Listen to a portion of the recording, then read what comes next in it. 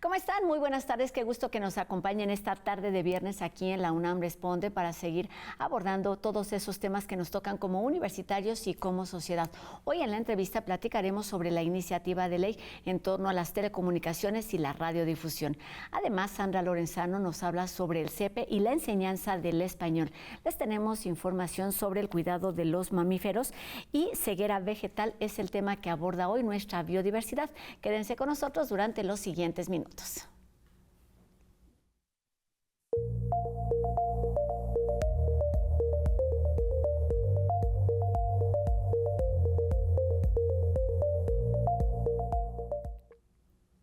La reforma a la Ley de Telecomunicaciones y Radiodifusión busca modernizar el sector en México a partir de la creación de un marco regulatorio donde se considere, entre otros puntos, la seguridad de los usuarios y el acceso a las tecnologías de la información. Y para platicar de la importancia de esta iniciativa que toca de forma sensible temas como la libertad y la privacidad, esta tarde saludamos aquí en la UNAM Responde al doctor Rodrigo Brito Melgarejo, quien es el director del Seminario de Derecho Constitucional de la Facultad de Derecho de nuestra Casa de Estudios. ¿Cómo estás, doctor? Bienvenido a la UNAM Responde. Bien, muchísimas gracias. Muy contento de estar contigo y con tu auditorio. Pues además con información muy fresca, acaban de tener un seminario en donde se abordaron diferentes puntos y en donde estuvieron presentes personajes de diferentes sectores y comencemos por ahí. ¿Por qué estamos hablando de telecomunicaciones y radiodifusión? ¿Cuál es su importancia? Pues estamos en un proceso de aprobación de una nueva ley en la materia, como bien lo decías, y es muy importante porque hay cambios en la estructura institucional del Estado mexicano. El año pasado hubo una modificación para que tuviera lugar una simplificación orgánica, es decir, que las instituciones del país, las entidades fueran menos para, de alguna manera, hacer más eficaz el trabajo de estas instituciones. Y dentro de ese cambio desapareció el Instituto Federal de Telecomunicaciones, lo que dio origen a una nueva regulación. Y es lo que da paso precisamente a la propuesta de una ley nueva en la materia que pueda regular el acceso a las telecomunicaciones y a la radiodifusión en nuestro país a partir de este nuevo marco institucional. Eso es lo que se ha empezado a discutir en el mes de abril en nuestro país y es lo que está por venir en el próximo periodo de sesiones o en los próximos periodos, si hay un periodo extraordinario para seguir con la discusión de estos temas. Es un tema que ha generado, por supuesto, mucho interés en diferentes ámbitos. Hablamos de los medios de comunicación, hablamos de los públicos, hablamos de sectores políticos y, por supuesto, de diferentes visiones, pero cuéntanos cuál es, digamos, la perspectiva, la visión que ofrece el derecho en torno a esta iniciativa. Pues es importante porque y hay algo fundamental en la iniciativa que es retomar los derechos de las personas que usan los servicios de telecomunicaciones y de radiodifusión y también los derechos de las audiencias, ¿no? Eso es algo que no estaba tan claro anteriormente y en la ley toma varios artículos para decir que, por ejemplo, las personas que somos usuarios de telefonía celular, tenemos derecho a consultar nuestro saldo de manera gratuita, a recibir los servicios de acuerdo con el contrato que celebramos o, por ejemplo, acceder a servicios de Internet en los términos que hicimos el contrato con la proveedora de servicios, ¿no? No recibir menos velocidad, que haya, por ejemplo, la misma velocidad sin importar los contenidos a los que estamos accediendo, pero además también que haya una regulación en materia de telecomunicaciones que permita una mayor competencia a fin de brindar mejores servicios a las personas que son usuarias de estos servicios, ¿no?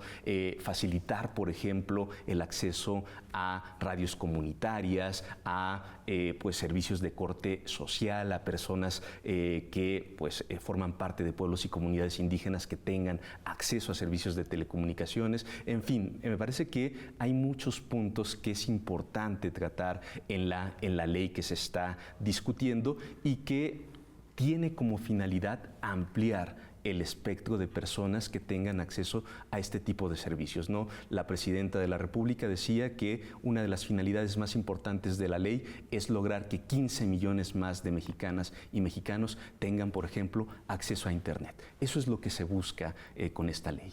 ¿Por qué ha sido polémica? Es decir, ¿qué de lo que se está proponiendo causa, digamos, un poco de duda, de inquietudes entre diferentes sectores? Pues hay algo importante que es la desaparición del Instituto Federal de Telecomunicaciones, que era un órgano autónomo. El ser un órgano autónomo implica que no pertenecía a ninguno de los tres poderes clásicos, el Poder Ejecutivo, el Poder Legislativo y el Poder Judicial.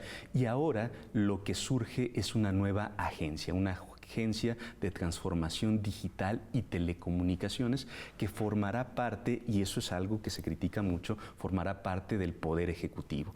Algo que también se dice es que esta agencia va a tener muchísimas facultades y se va a convertir en un órgano muy poderoso que podría de alguna manera desincentivar la inversión y pues el que participen más actores en este sector debido a estas facultades, por ejemplo, de sanción o de regulación que pueden ser, al no estar tan claras en la ley, pues generar un poco de discrecionalidad que podría precisamente incidir esto en las personas y en los actores que forman parte del sector. ¿En qué momento estamos? Es decir, se dio esta desaparición del INAI, que por supuesto fue un tema sensible y delicado porque se hablaba también de la especialización, de las tareas que llevaba a cabo este organismo autónomo, que es una de las características principales.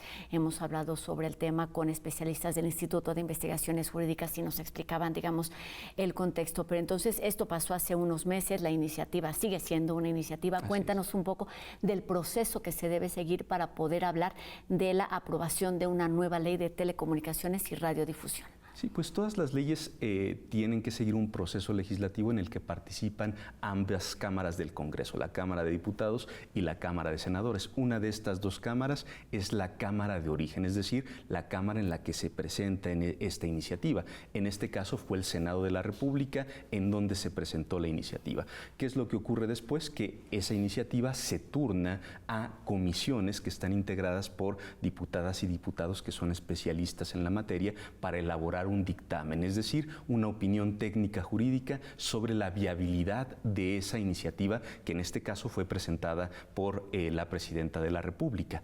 ¿Qué pasó? Bueno, se dictaminó y se empezó a discutir ese dictamen de la ley y hubieron algunos puntos que fueron bastante controvertidos, ¿no? Por ejemplo, el hecho de que la agencia tuviera la facultad de suspender temporalmente ciertas plataformas digitales si incumplía con, se decía en la iniciativa, normatividad en la materia, ¿no? Se decía que lo que se pretendía era que, por ejemplo, plataformas digitales como Amazon, Temu, etcétera, pagaran impuestos y que si pues no cumplían con estas obligaciones se pudiera suspender. Pero hubo, dado que la redacción de los términos de la ley era pues ambigua, hubo temores, ¿no?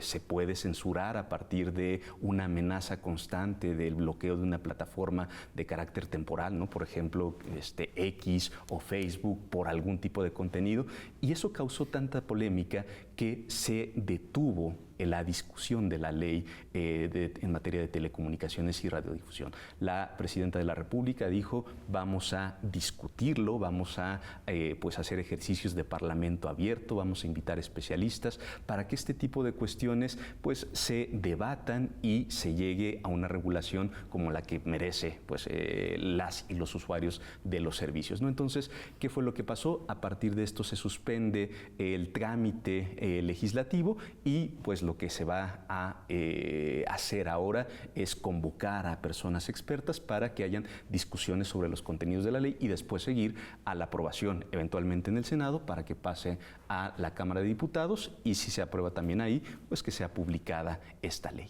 Más allá de los argumentos o de las opiniones a favor y en contra, ¿por qué desde el derecho es necesaria una legislación en torno al tema de las telecomunicaciones y la radiodifusión? Pues porque necesitamos certeza sobre cuáles son los órganos que regulan esta materia, sobre cuáles son los derechos que como usuarios de estos servicios tenemos. Necesitamos también mecanismos a través de los cuales se pueda hacer más accesible este tipo de servicios a las personas, ¿no? Hay una brecha digital muy importante en el país que es la que se intenta atacar, ¿no? Por ejemplo, si hay 97 millones de personas que tienen acceso a Internet, bueno, pues lo preocupante es que el 85% son áreas urbanas y el 66% de las personas que viven en zonas rurales solamente tienen acceso a estos servicios. Entonces, ¿por qué un 85% de las personas que viven en áreas urbanas tienen este acceso y solamente el 66% en zonas rurales, ¿no? Entonces,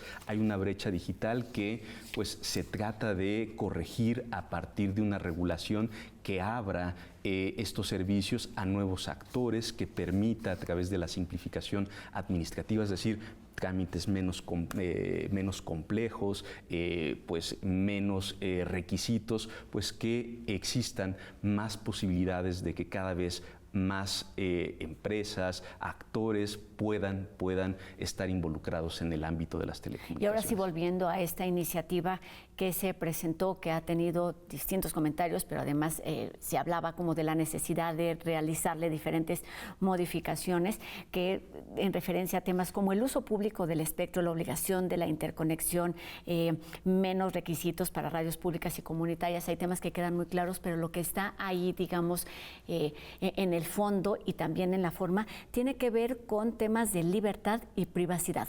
¿Cómo lo entiendes? Pues el hecho de que tengamos acceso a servicios de telecomunicaciones nos hace también poder ejercer de mejor manera nuestra libertad, ¿no? El derecho a la información, la libertad de expresión, por ejemplo, no solamente implican que yo pueda decir lo que quiera, sino que tenga acceso a lo que tienen que decir otras personas. Y eso en un país como México es sumamente importante a través de los servicios de telecomunicaciones, ¿no? Por ejemplo, el 52% de las personas que viven en nuestro país tienen acceso solamente a servicios de televisión pública, ¿no? Entonces, es una forma en la que muchas personas acceden a la información, ¿no? A través de canales, sí comerciales, pero también de canales como TV UNAM, como el Canal 11, que son canales públicos que tienen una visión no solamente informativa, sino formativa.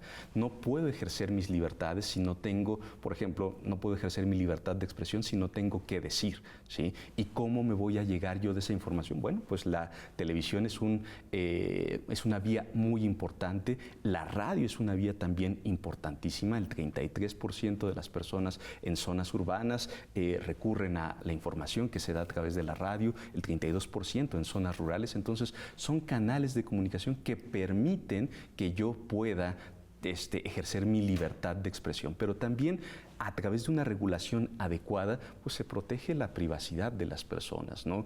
Que es aquello en lo que el Estado no puede ir más allá. El Estado no puede controlar qué es lo que veo en la red, ¿sí? A qué páginas me refiero para buscar información. Y, por ejemplo, en ese sentido, la regulación tiene que ayudar a que la velocidad sea la misma, ¿sí? Atendiendo a cualquier página o a cualquier contenido que yo busque en la red.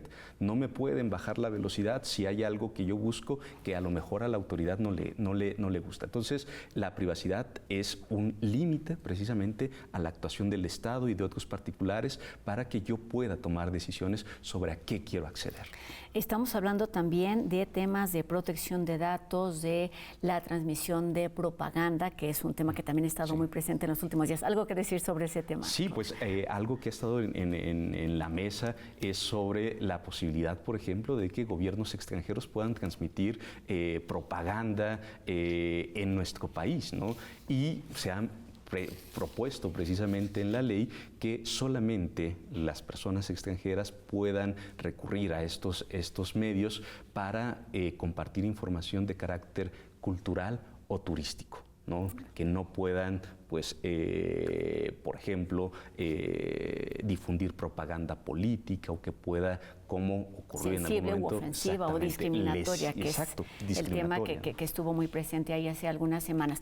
Nos queda poco tiempo para terminar la entrevista y pensaba a lo largo de la plática de la transformación, la renovación acelerada que ha tenido esta industria, como seguramente otras referente a los medios de comunicación, al uso de tecnologías, a la protección de datos. ¿Cuáles consideras, Rodrigo, que son esos puntos prioritarios que debe contener y atender esta iniciativa de ley que se está presentando y que se va a ir reformando, digamos, en el transcurso de las semanas o de los meses? Yo creo que hay algo muy importante que tú comentabas al principio: mayor acceso, ¿no? Las radios comunitarias, las radios indígenas, las radios afromexicanas son puntos muy importantes para hacer llegar también distintas voces a lugares en donde no existían estas voces. El mejoramiento de la tecnología. Hay personas que todavía están en la red 2G en nuestro país y pues cuando nosotros estamos ya en la 5G, y esa brecha digital es muy grande. No lograr que se aminore esta brecha es algo también fundamental que se busca, y hacer que la industria digital también tenga un papel muy importante en nuestro país. La industria 4.0, es decir, que la tecnología sirva para llevar a cabo ciertos negocios, para que sea fundamental en la industria, y con ello también hacer, por ejemplo, que los trámites de gobierno pues sean también en gran medida a través de vías electrónica, por ejemplo. Lo que se busca es que el 80% de todos los trámites que hacemos pues sea a través de medios electrónicos, pero eso no va a ser posible si existe una gran cantidad de personas que no tienen acceso a servicios de internet o de telecomunicaciones, y eso es lo que intenta resolver esta iniciativa. Solamente para terminar, tenemos menos de un minutito. Sí. Algunas de las conclusiones de este seminario que tuvieron hace unos días aquí en la Facultad de Derecho. Pues que es una oportunidad muy grande esta nueva legislación, que debemos discutirla, que debemos poner sobre la mesa pues aquellos riesgos que existen con una regulación muy fuerte, y que se debe de dar paso a la participación sin actores que sean tan preponderantes en el ámbito de las telecomunicaciones. No creo que todo esto hay que discutirlo, y es algo que pues debe generarse como un discurso dentro de la universidad. Claro, y son temas delicados por el impacto que tienen, por la importancia que tienen, no solamente en ciertos sectores, sino en la sociedad en general. Recordemos que la información es un bien público, y de ahí parte pues un poco la importancia de una iniciativa como esta. Gracias por estos minutos, doctor Rodrigo Brito Melgarejo, director del Seminario de Derecho Constitucional de la Facultad de Derecho de la UNAM, un tema que no se agota y al que seguiremos regresando seguramente en un futuro inmediato y seguramente también lejano. Claro que sí. Muchas gracias a ustedes. Gracias por estar aquí con nosotros y aclararnos ciertas dudas en torno a este tema. Y ahora, ¿les gustaría saber cómo proteger a las especies más fascinantes que habitan los océanos? Pues es la oportunidad a través de la charla sobre la conservación de los mamíferos marinos que ofrecerá el doctor Luis Medrano González, quien es investigador de la Facultad de Ciencias de nuestra universidad y quien hablará de los retos y estrategias de preservación para animales como ballenas, delfines y marsopas. La cita es mañana 7 de junio a las 13 horas en la Sala Océano del Museo de las Ciencias Universum, una actividad gratuita para el público de todas las edades.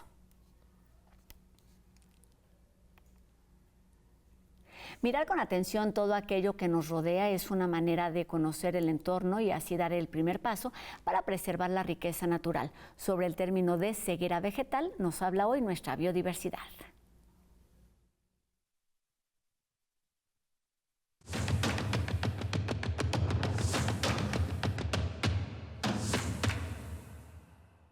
¿Qué tienen en común las llantas, los antiinflamatorios, el papel, la vainilla y el chocolate? Que todos están hechos a base de plantas.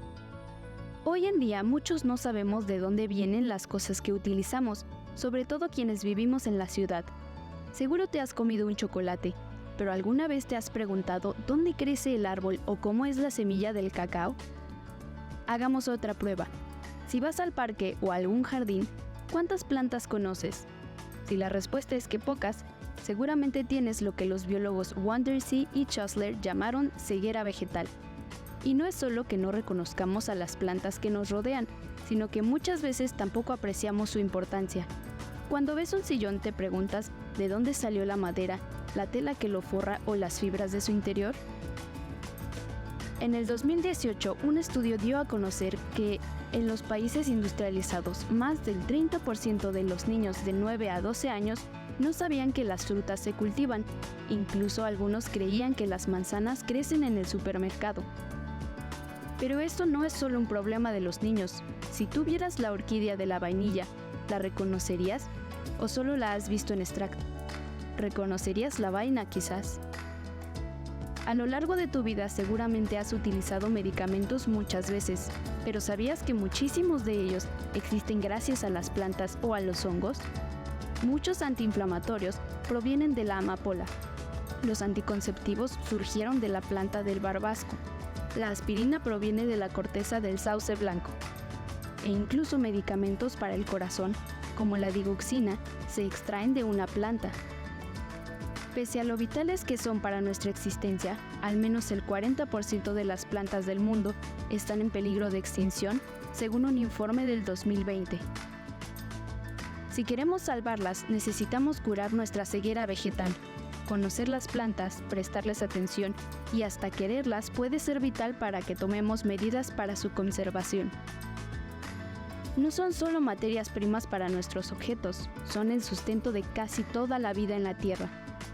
Por eso te invitamos a salir al jardín, parque o a la calle y a admirar nuestro entorno. Redescubre las plantas que nos rodean y cuídalas.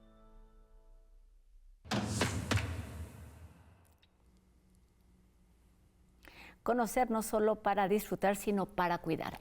Y bueno, el idioma puede ser una barrera, pero también una herramienta para crear vínculos y despertar intereses, por ejemplo, en torno a la historia y la cultura de los hablantes.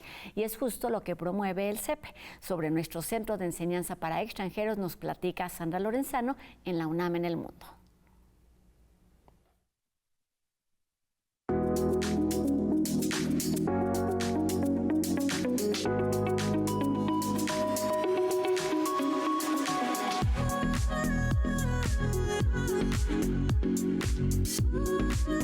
Un espacio en el que queremos contarles qué hacemos, quienes formamos parte de la Coordinación de Relaciones y Asuntos Internacionales de nuestra universidad, la CRAI.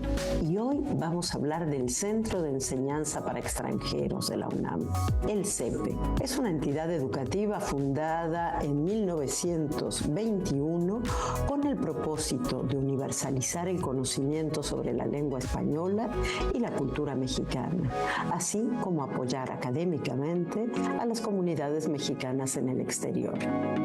La experiencia acumulada en 104 años se manifiesta en su sólida oferta académica. La sede principal del CEPE está ubicada en el campus de Ciudad Universitaria, en la Ciudad de México, con una extensión en la colonia Polanco y otra sede nacional en Taxco, Guerrero. La misión del CEPE es enseñar con calidad y eficacia la lengua española y la cultura mexicana a no hispanohablantes, certificar el dominio del español como lengua extranjera y formar docentes para su enseñanza, así como enseñar y difundir la historia, el arte y la literatura de México y publicar materiales educativos de calidad para la enseñanza del español y la cultura mexicana a extranjeros, con el fin, entre otros, de contribuir a la internacionalización de la UNAM. La oferta de cursos de español y cultura mexicana para extranjeros se organiza en 9 niveles, desde un nivel de iniciación hasta uno superior, y se ofrecen, como decíamos, en la modalidad presencial y de manera intensiva en 6 periodos al año. Como parte de los cursos se realizan paseos culturales, talleres artesanales y actividades lúdicas diseñadas especialmente para fortalecer el aprendizaje del español. Desde su fundación, como parte parte de las actividades académicas, el centro ha tenido un programa de visitas guiadas a sitios de interés histórico, artístico y cultural, tanto en la Ciudad de México como en zonas arqueológicas y pueblos mágicos cercanos. La intención de estos paseos era, y sigue siendo, que los estudiantes extranjeros, además de conocer todos esos lugares, profundicen en sus conocimientos sobre la cultura mexicana y sobre las y los mexicanos, y así apoyar el turismo idiomático. Un área fundamental del CEPE es la formación de docentes de español como lengua extranjera. Para ello, se ha creado la especialización en enseñanza de español como lengua extranjera a distancia, el diplomado básico en enseñanza de español como lengua extranjera y el diplomado avanzado para profesores de español como lengua extranjera. Un tema importante es la certificación del dominio del español como lengua extranjera. En este sentido, vale la pena destacar el Servicio Internacional de Evaluación de la Lengua Española, CIELE. El CIELE certifica el grado de dominio del español a través de medios electrónicos dirigido a estudiantes y profesionales de los 5 continentes. Los espero la próxima semana para seguir conociendo cómo se construyen ni más ni menos que los vínculos de nuestra universidad con el mundo. El orgullo UNAM más allá de nuestras fronteras.